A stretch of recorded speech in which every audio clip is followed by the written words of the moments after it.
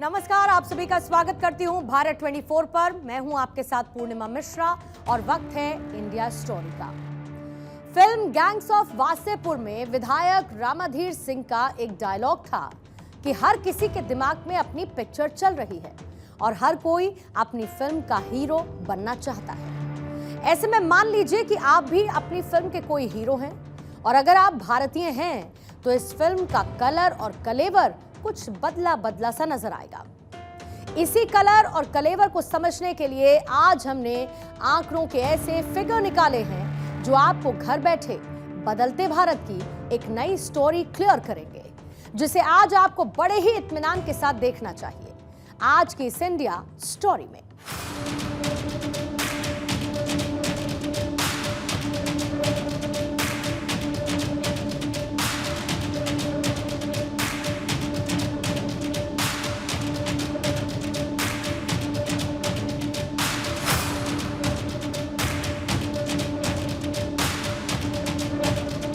India story में हमारी एक कोशिश रहती है कि अगर एक बच्चा, महिला और बुजुर्ग माता पिता एक साथ बैठकर भी टीवी देख रहे हों तो हमारी बात को आसानी से समझ सके। और ऐसे में जो पिक्चर वाली बात हमने कही उसका मतलब अब आपको समझा देते हैं। मेरे साथ स्क्रीन पर आपको इस वक्त दो तस्वीरें दिख रही होंगी और इन दोनों ही तस्वीरों में दो फिल्में हैं, लेकिन कहानी एक है। मतलब दोनों ही फिल्मों में सब कुछ एक जैसा ही है।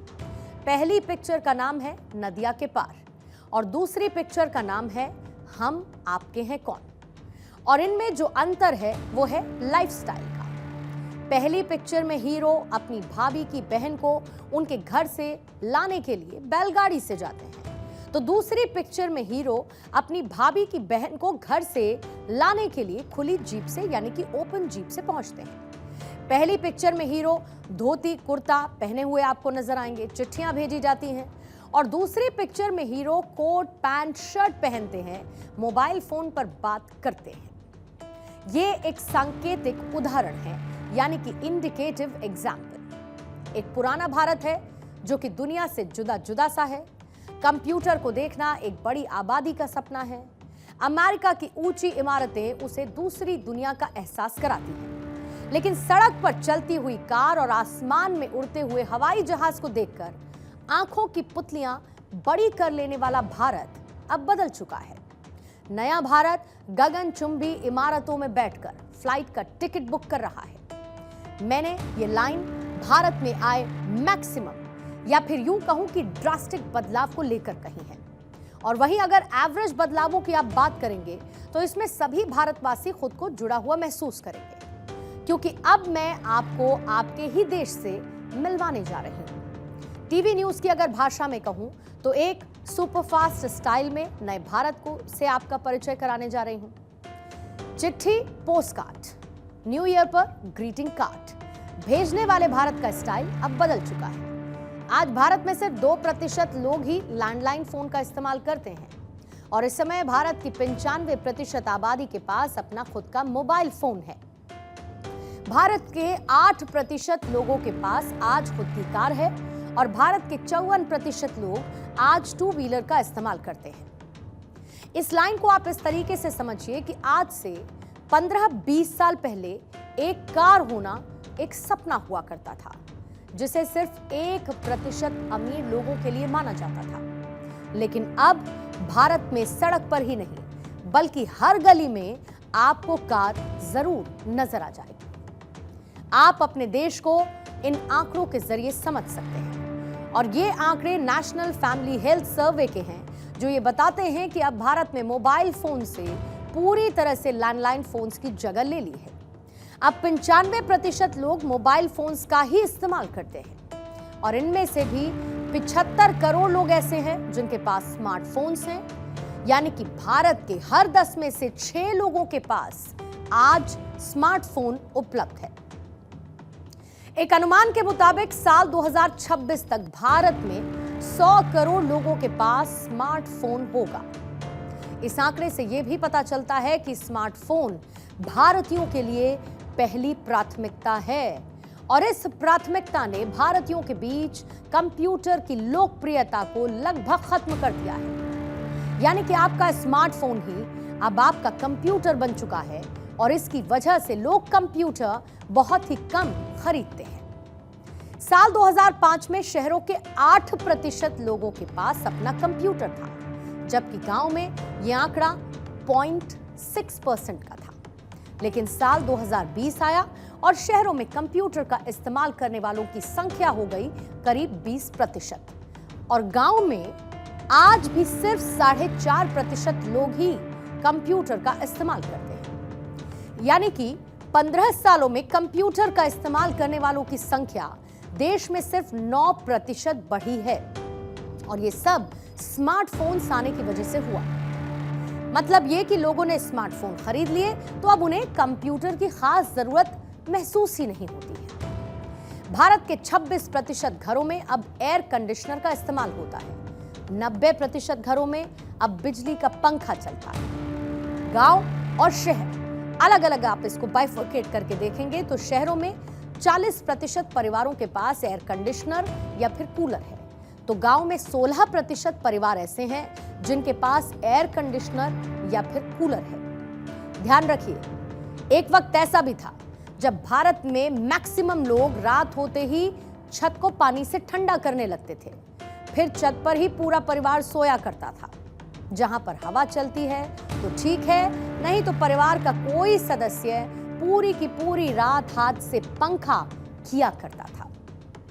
लेकिन अब आपको यह तस्वीर देखने को ना के बराबर ही मिल पाएगी। साल 2005 में सिर्फ 6% घरों में रेफ्रिजरेटर हुआ करता था, लेकिन साल 2022 आते आते तक देश के शहरों में 64% परिवारों के पास अब रेफ्रिजरेटर आ चुका है। मिट्टी का मटका जिसमें पानी ठंडा करके पीने वाले भारत के गांव में भी 25% परिवार ऐसे हैं जिनके पास अब रेफ्रिजरेटर है। इसके साथ ही भारत के शहरों में इस समय 60% परिवारों के पास कम से कम एक वाहन तो है और गांव के लिए यह आंकड़ा 44% का है, 44% का है। यानी कि बड़े ही इत्मीनान से या फिर यूं कहूं कि बड़े ही कूल तरीके से भारत बदल रहा है। लेकिन यहां पर भारत की डेवलपमेंट डिपोट का कूलेंट साल 2020 और 21 में उस वक्त कम हुआ जब कोविड महामारी ने पूरी दुनिया के हेल्थ केयर सिस्टम को फैक्ट चेक करने की कगार पर लाकर खड़ा कर दिया।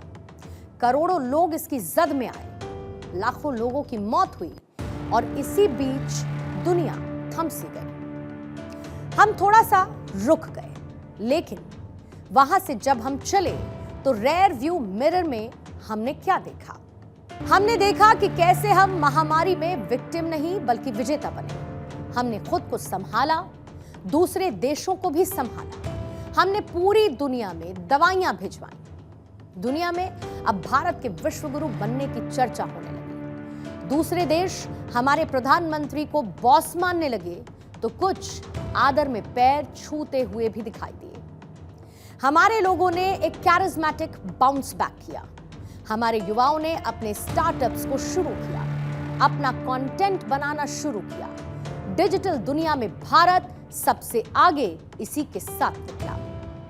अब इस बाउंस बैक की कहानी को समझने के लिए कई उदाहरण, कई एग्जाम्पल हो सकते हैं, लेकिन जो एग्जाम्पल्स आज हमने चुने हैं वो है भारतीय सिनेमा। क्योंकि अक्सर ये कहा जाता है कि भारतीय सिनेमा समाज का आईना है और ऐसे में सबसे पहले जिन्हें हम फ्लावर समझ रहे थे वो फायर निकले।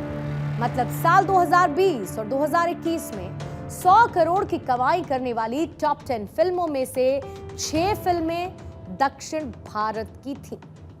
हिंदी फिल्मों के मुकाबले साउथ की फिल्मों ने 3 गुना ज्यादा कारोबार किया और इन फिल्मों को अब तक जहां 5 राज्यों की 4,441 स्क्रीन पर रिलीज किया जाता था, अब ये फिल्में देश भर की 9,422 स्क्रीन पर रिलीज होने लगी हैं।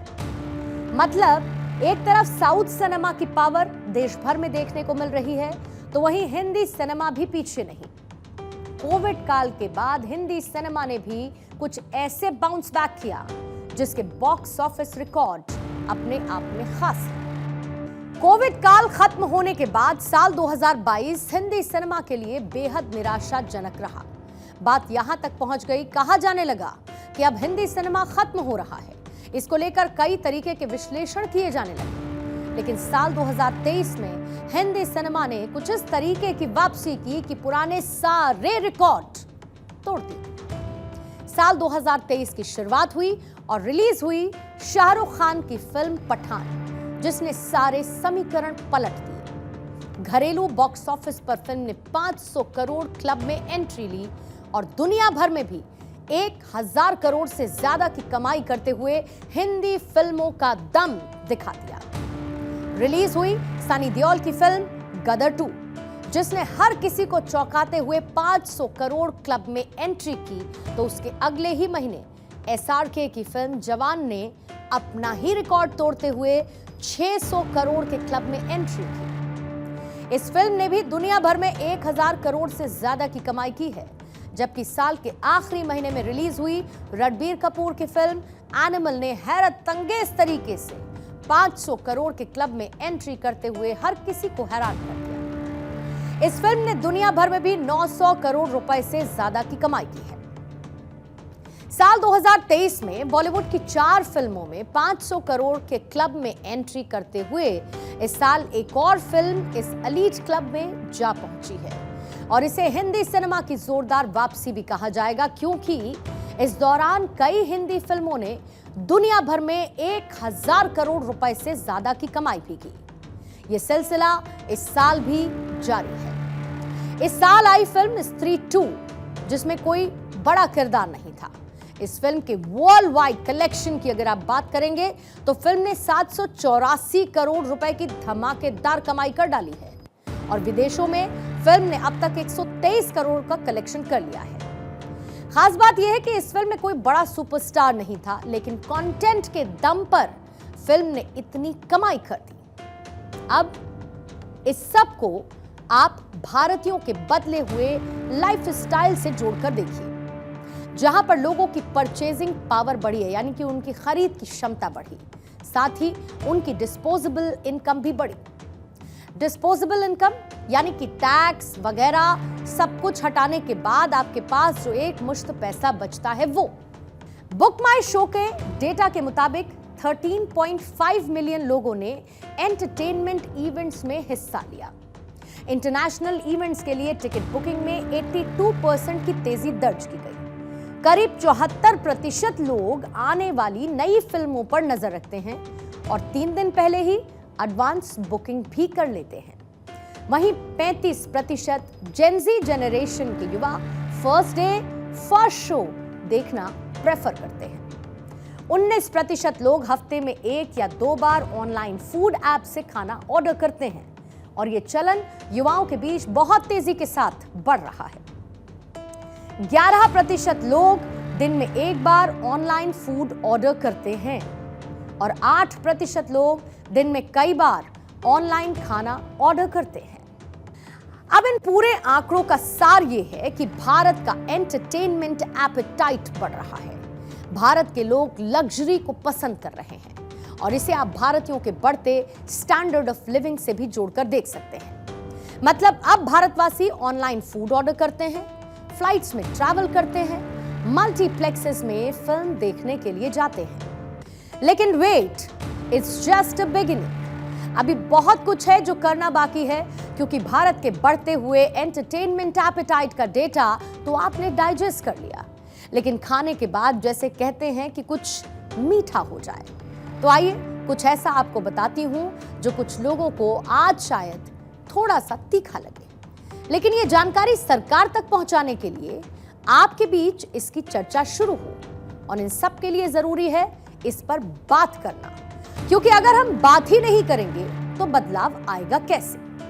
और ऐसे में आज हमने जिन जगह सुधारों की सबसे ज्यादा जरूरत महसूस की उसका एक डेटा निकाला है और वो भारत का परिवहन क्षेत्र है, जो कि बदलाव की मांग कर रहा है, क्योंकि परिवहन क्षेत्र देश की आर्थिक सेक्टर की रीढ़ की हड्डी होता है और ऐसे में भारत में बदलावों की कहानी बिना ट्रक ड्राइवर्स की तकदीर बदले पूरी नहीं हो सकती है। दरअसल भारत में ट्रक का मतलब है वो खस्ता हाल वाहन जिसमें सामान लादकर एक जगह से दूसरी जगह पहुंचाया जा सके। इन ट्रक में ड्राइवर्स को ना तो आराम करने की सुविधा मिलती है, ना ही सुरक्षा की कोई गारंटी मिलती है। लेकिन भारत से करीब 11,000 किलोमीटर दूर इसी दुनिया में अमेरिका में ऐसा नहीं होता है। अमेरिका में ट्रक ड्राइवर होने का मतलब है शानदार जिंदगी जीना, अच्छे घर में रहना, महंगी गाड़ियां खरीदना और ऐसे ट्रक चलाना जो पूरी तरीके से सुरक्षित हो और सुविधाजनक भी हो, कंफर्टेबल भी हो। भारत में करीब 50 लाख ट्रक ड्राइवर हैं। अमेरिका में करीब 30,50,000 ट्रक ड्राइवर हैं। भारत में ट्रक औसतन करीब 20 किलोमीटर प्रति घंटे की रफ्तार से चल पाते हैं, लेकिन अमेरिका में ट्रक की एवरेज स्पीड करीब 88 किलोमीटर प्रति घंटे तक होती है। अमेरिका में 36,000 किलो तक का वजन ले जा रहे ट्रक के लिए निर्धारित मैक्सिमम स्पीड 104 से 136 किलोमीटर प्रति घंटे की है और भारत में ट्रक के लिए यह सीमा 40 से 50 किलोमीटर बराबर है। भारत के सुस्त और पुराने ट्रक एक दिन में सिर्फ 300 से 400 किलोमीटर की दूरी तय कर पाते हैं, जबकि अमेरिका में एक ट्रक ड्राइवर बिना थके 700 से 800 किलोमीटर की दूरी को तय कर लेता है। अमेरिका के 30,50,000 ड्राइवर्स में से 1,50,000 महिलाएं हैं और अगर आप भारत में देखेंगे तो आपको गिनी चुनी महिला ट्रक ड्राइवर्स नजर आएंगी। भोपाल की योगिता रघुवंशी को भारत की पहली महिला ट्रक ड्राइवर माना जाता है। योगिता ने साल 2000 में अपने पति की मौत के बाद ट्रक चलाना शुरू किया था। भारत में ट्रक ड्राइवर्स के लिए रेस्ट करने के लिए घंटे फिक्स नहीं है और ज्यादातर ट्रक ड्राइवर्स एक दिन में करीब 14 से 17 घंटे तक लगातार ट्रक चलाने के लिए मजबूर हैं। अमेरिका में ट्रक ड्राइवर्स के लिए 11 से 12 घंटे ट्रक चलाने के बाद 10 घंटे रेस्टिंग पीरियड है और यह कंपल्सरी है। अमेरिका में ट्रक ड्राइवर्स को लॉग बुक में एंट्री करते हुए बाकायदा यह बताना होता है कि उन्होंने आज कितने घंटे ट्रक को ड्राइव किया, चलाया और कितने घंटे फिर आराम किया। जहां पर 10 घंटे का रेस्ट ना लेने पर इसे कानून का उल्लंघन माना जाता है। ऑस्ट्रेलिया में ट्रक ड्राइवर्स के लिए 5 घंटे की ड्राइविंग के बाद 15 मिनट का ब्रेक लेना कंपलसरी है और एक ट्रक ड्राइवर को हफ्ते में एक दिन पूरे 24 घंटे के लिए अपने ट्रक से दूर रहना होता है, यानी कि उसे एक दिन बिना ड्राइविंग के छुट्टी लेकर बिताना जरूरी है। ठीक इसी तरीके से कनाडा में कोई भी ट्रक ड्राइवर 13 घंटे की लगातार ड्राइविंग करने के बाद इससे ज्यादा ड्राइविंग नहीं कर सकता है।